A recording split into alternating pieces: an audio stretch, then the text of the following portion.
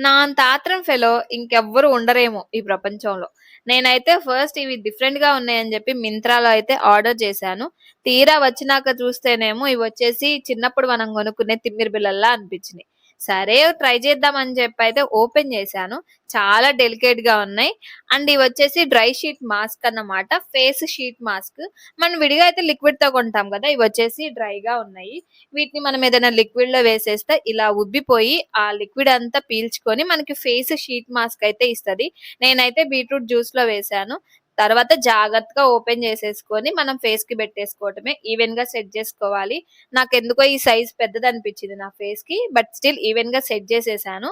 దాని తర్వాత ఫుల్లుగా డ్రై అయిపోయిన తర్వాత దాన్ని రిమూవ్ చేసేసుకొని ఫేస్ వాష్ చేసుకోవాలి.